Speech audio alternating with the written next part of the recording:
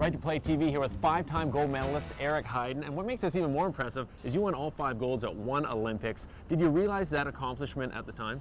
No, and even now it's sort of hard to fathom that I was able to do that, but and as time passes you realize that, gosh, that accomplishment is pretty impressive. So it's one of those things that as the 30 years have gone by, wow, 30 years, you do look at it as more of an impressive feat. More of an impressive feat. At the time I didn't appreciate it just because I'd kind of grown up doing all the distances, but it certainly has stood the test of time. Now you're an interesting character because after winning, you were a celebrity, but you didn't really embrace celebrity. If you won 5 golds today, how would you handle that? I mean, look at a guy like Michael Phelps, he's everywhere. Would you have enjoyed that? I don't know if I would have enjoyed it, and I don't think I would have the opportunities that I have now to work with the team. So I feel very lucky that the opportunity to make a living from what I did as a skater did not exist, and I was able to go on and pursue medicine. You're also one of the first crossover athletes actually becoming a pro cyclist. Yeah. What drove that desire? Oh, you know, part of cross training for speed skating was riding a bike, and I always enjoyed riding and racing, and I was a little concerned about getting injured while I was a speed skater. But once that was done and behind me, then my goal was at some point to get a chance to race in the Tour de France, which I was able to do in 1986. Yeah, and how did that end for you? It didn't end too well. I ended up in a French hospital with a concussion. So remember, wear your bike helmet. That's right, but we've all driven in Europe. It's brutal over there, so I don't blame you. Yeah. Wipeouts happen. Now, somewhere in between the skating and the cycling, you find time to become an orthopedic surgeon. What drove you into that field? My dad is an orthopedic surgeon, so I figured that once I was done with sports, I wanted to get into the field of medicine, and I wanted to continue to take care of athletes, and I figured that orthopedics was a great way to do it. It took me a long time though, and I would tell you that right now I think, you know, of all the accomplishments that I've been able to attain over the last 51 years, I think right now what I do as an orthopedic surgeon is pretty special. Yeah, you look at those achievements as greater as the ones on the ice?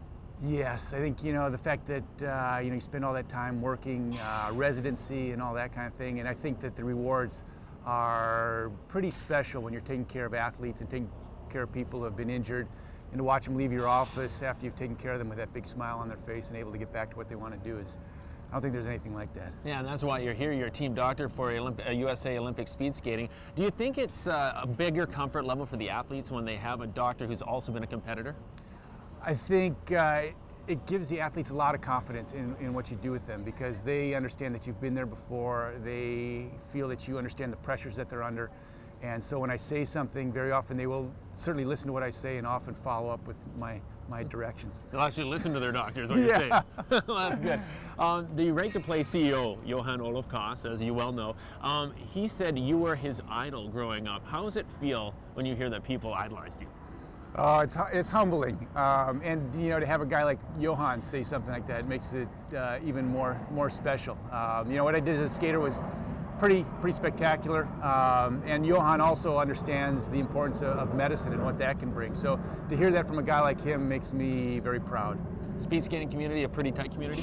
Speed skating community is a very tight community, and you find that the friends that you develop in the sport of speed skating will stay with you the rest of your life. You've obviously got a lot from sport. What would you say to kids who want to get into sport today? I think as a kid it'd be very important to try a number of different sports.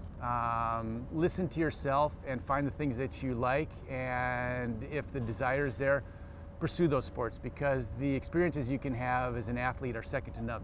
The chance to travel around the world, to see other places, to make friends, I don't know of a better way to do it.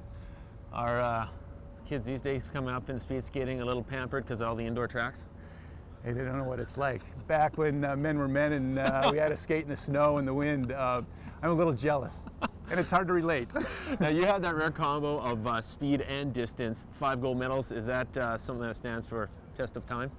I think, yeah, I'll be surprised if anybody ever does it again. Right now with World Cup competitions and the fact that you can have a very successful career being a good skater at 1 or 2 distances makes specialization even bigger. In the past you had to skate everything, so I don't think it's going to happen again. Thank you very much for joining us, Eric, on RTPtv. Not much more you could ever do. Orthopedic surgeon, skater, pro cyclist. Thanks a lot for this. You're welcome. Thank you.